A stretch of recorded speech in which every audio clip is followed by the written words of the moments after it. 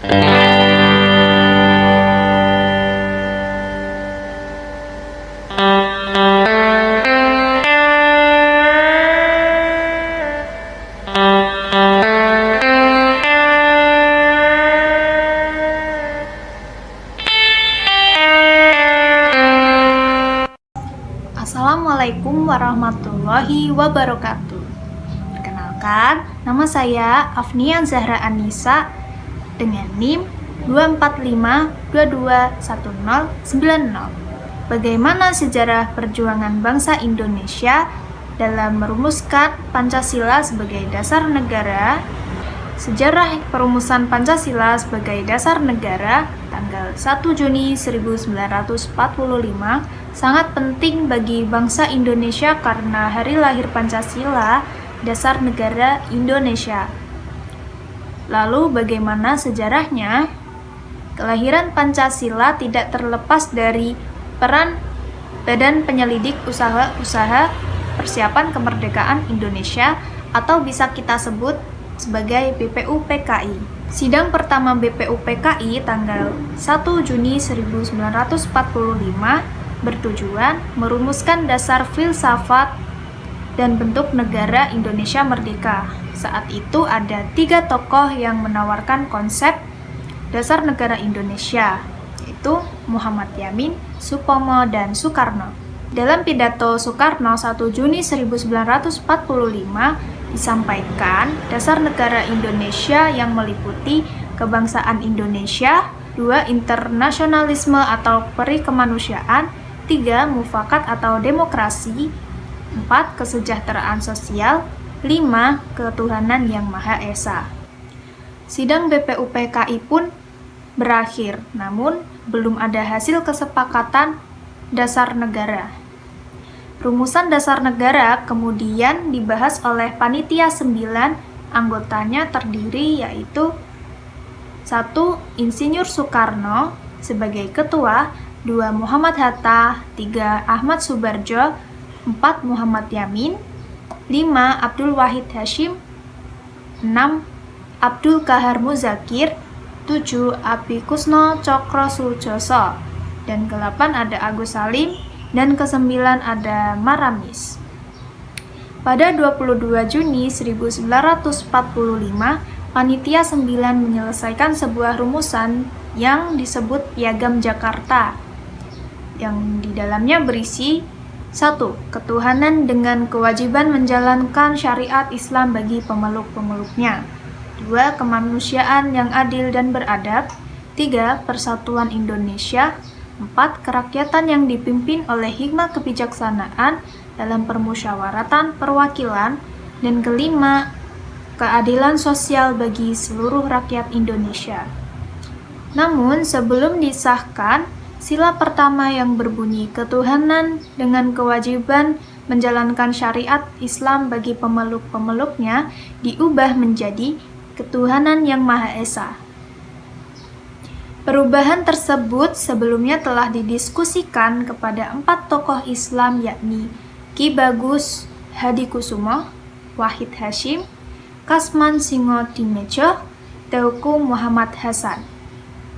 Tanggal 18 Agustus 1945, Panitia Persiapan Kemerdekaan Indonesia mengesahkan Undang-Undang Dasar 1945, termasuk Pancasila sebagai dasar negara yang terdapat dalam bagian pembukaan dengan bentuk yang kita kenal sekarang. Penetapan hari lahirnya Pancasila pada 1 Juni merujuk pada fakta sejarah ketika Soekarno pertama kali mengungkapkan kata Pancasila pada pidatonya dalam sidang BPUPKI 1 Juni 1945. Lalu yang kedua, mengapa Pancasila dianggap sebagai solusi yang tepat bagi bangsa Indonesia yang majemuk? Pancasila sebagai dasar negara Indonesia memang dianggap sebagai solusi yang tepat untuk menyatukan keberagaman yang ada di bangsa ini. Hal ini dikarenakan beberapa alasan yang mendasar, yakni Pancasila lahir dari pergumulan bangsa Indonesia yang majemuk. Nilai-nilai yang terkandung di dalamnya merupakan hasil musyawarah dan mufakat dari para pendiri bangsa, sehingga secara intrinsik sudah mengakomodasi berbagai kepentingan dan aspirasi kelompok. Setiap sila dalam Pancasila mempresentasikan nilai-nilai luhur yang universal dan relevan dengan kondisi masyarakat Indonesia yang plural. Lalu mengapa Pancasila dijadikan solusi yang tepat untuk bangsa Indonesia yang majemuk? Hal ini karena satu, menghormati keberagaman.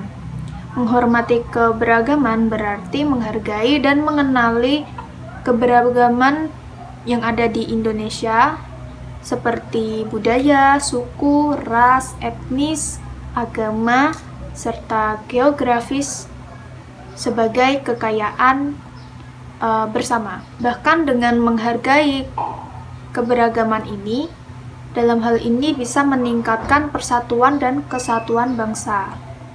Yang kedua ada menegakkan keadilan. Pancasila dapat menegakkan keadilan karena Pancasila mengandung nilai-nilai keadilan seperti keadilan sosial dan kemanusiaan yang adil dan beradab. Dan keadilan sosial, keadilan ini menekankan pada pemerataan sumber daya dan kesempatan bagi seluruh rakyat Indonesia, termasuk dalam aspek ekonomi, pendidikan, kesehatan, dan partisipasi politik. Lalu, kemanusiaan yang adil dan beradab. Hal ini dapat mencerminkan bahwa negara Indonesia menghargai manusia dan memperlakukannya secara adil dan beradab. Artinya tidak sewenang-wenang. Keadilan Pancasila ditandai dengan memanusiakan semua orang secara adil sesuai dengan hak asasinya.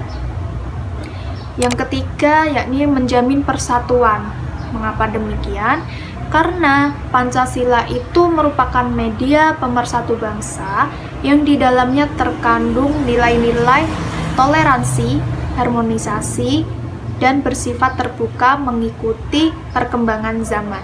Lalu yang keempat, yakni menjadi pedoman hidup. Itu artinya menjadikan Pancasila sebagai pedoman di setiap hal yang kita lakukan. Jadi, sikap kita sebagai warga negara Indonesia juga harus mencerminkan nilai-nilai yang ada pada setiap butir Pancasila. Lalu yang ketiga, saya akan menjelaskan dan memberikan contoh implementasi nilai-nilai Pancasila dalam kehidupan bermasyarakat, berbangsa, dan bernegara. Yakni langsung saja sila pertama, yakni ketuhanan yang Maha Esa. Mengandung nilai luhur dalam kaitannya dengan ketuhanan, keagamaan, keadilan, dan kenegaraan. Penerapan Pancasila pada sila pertama dapat dilakukan dengan menghormati setiap perbedaan, yaitu 1. Perbedaan keyakinan yang beragam antar masyarakat. Yang kedua, membina kerukunan hidup antar masyarakat yang memiliki perbedaan agama dan keyakinan. Yang ketiga, tidak memaksakan suatu keyakinan atau agama kepada orang lain dan menumbuhkan sikap saling toleransi antar umat beragama. Yang kedua, sila kedua yakni kemanusiaan yang adil dan beradab. Sila ini mengandung makna mengenai penghormatan terhadap orang lain, walaupun setiap masyarakat memiliki perbedaan yang beragam. Pengimplementasian dari sila kedua ini yaitu dengan cara 1. Menanamkan dan menerapkan rasa toleransi kepada orang lain. 2. Menghargai dan menghormati antar masyarakat. Selalu bersikap adil terhadap setiap orang tanpa membeda-bedakannya. Menghormati perbedaan antar masyarakat, menghormati harkat dan derajat manusia sebagai makhluk Tuhan yang Maha Esa, yang sama derajatnya, yang sama hak dan kewajiban asasinya, menanamkan rasa nasionalisme dan komitmen pada ekstensi bangsa, Dan yang terakhir adalah terciptanya keadilan sosial bagi seluruh rakyat Indonesia. Lalu sila ketiga yakni Persatuan Indonesia. Masyarakat Indonesia diharapkan dapat menempatkan persatuan, kesatuan, serta kepentingan dan keselamatan bangsa dan negara di atas golongan atau pribadi. Sila ketiga ini dapat diimplementasikan dengan cara menghidupkan segala perbedaan yang ada sehingga perbedaan tersebut dapat mengarah kepada kesatuan sebagaimana semboyan negara Indonesia, yaitu Bhinneka Tunggal Ika, yang berarti walaupun berbeda-beda tapi tetap satu jua, menciptakan suasana saling tolong-menolong di balik segala perbedaan yang beragam sehingga akan terciptanya kehidupan yang rukun antar masyarakat Indonesia. Sila ketiga Pancasila memberikan kesempatan secara leluasa dalam mempertahankan persatuan dan kesatuan bangsa Indonesia. Lalu yang keempat, kerakyatan yang dipimpin oleh hikmah kebijaksanaan dalam permusyawaratan perwakilan. Kerakyatan Indonesia adalah demokrasi yang dipimpin oleh hikmah kebijaksanaan dan mufakat. Kerakyatan timbul karena adanya kesadaran bahwa manusia memiliki kedudukan, hak, dan kewajiban yang sama sebagai makhluk ciptaan Tuhan Yang Maha Esa. Dalam sila keempat Pancasila ini, masyarakat Indonesia dapat mengimplementasikan dengan cara memuliakan, menghargai, dan menghormati orang lain tanpa membedakan sedikit pun, selalu bersikap jujur, adanya pemilu, dan tidak saling menghina antar warga negara. Lalu sila kelima, yakni keadilan sosial bagi seluruh rakyat Indonesia. Masyarakat Indonesia menyadari sepenuhnya bahwa manusia memiliki hak dan kewajiban yang sama di mata hukum. Untuk menciptakan keadilan sosial untuk seluruh rakyat Indonesia, maka dalam hal ini perlu adanya kesadaran dan perkembangan sikap serta suasana kekeluargaan dan gotong royong untuk segenap masyarakat Indonesia. Untuk itu perlu adanya sikap yang adil antar sesama dan menjaga antar hak dan kewajiban serta menghormati harkat dan martabat orang lain. Lalu implementasi sila kelima Pancasila ini dapat diimplementasikan dengan cara menanamkan sikap tolong-menolong sehingga dapat terwujud kehidupan yang rukun dan damai. Kerja keras juga perlu dalam implementasikan sila kelima ini untuk mencapai kesejahteraan bersama. Lalu yang keempat, saya akan menganalisis kasus pelanggaran Pancasila yang sering terjadi di masyarakat dan bagaimana cara mencegah serta menanggulanginya.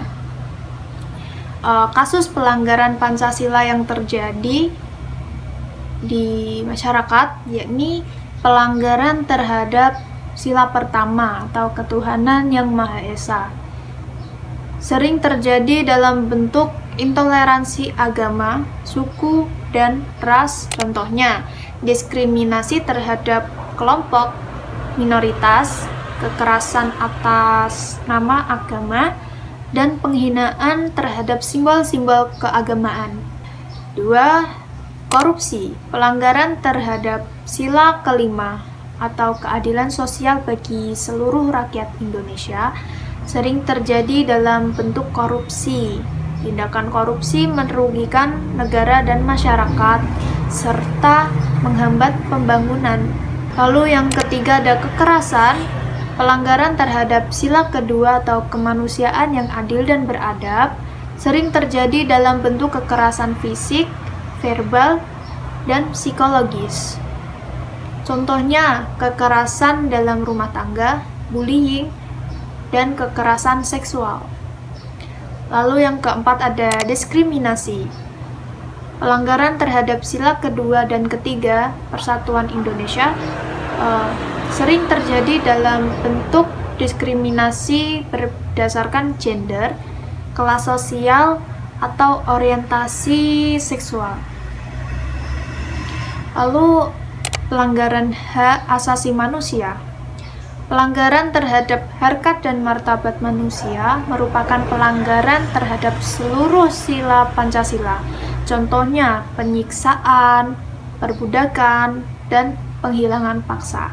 Untuk mencegah dan menanggulangi kasus pelanggaran Pancasila, diperlukan upaya yang komprehensif dan berkelanjutan, antara lain yakni pendidikan karakter. Pendidikan karakter sejak dini sangat penting untuk menanamkan nilai-nilai Pancasila pada generasi muda.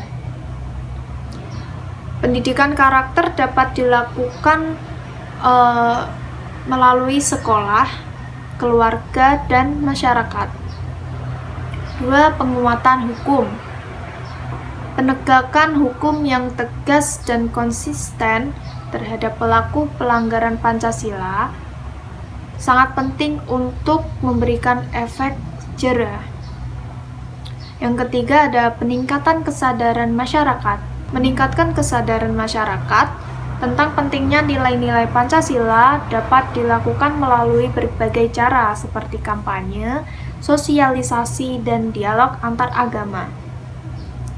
Yang keempat ada peran media massa. Media massa memiliki peran penting dalam membentuk opini publik dan menyebarkan nilai-nilai positif. Media massa harus berperan aktif dalam memberikan informasi yang benar dan membangun. Lalu yang kelima ada kerjasama antar lembaga. Kerjasama antara pemerintah, lembaga swadaya masyarakat, dan masyarakat sipil sangat penting untuk mengatasi masalah pelanggaran Pancasila. Sekian dari saya. Apabila ada kekurangan atau kesalahan dalam berkata, mohon maaf sebesar-besarnya. Terima kasih. Wassalamualaikum warahmatullahi wabarakatuh.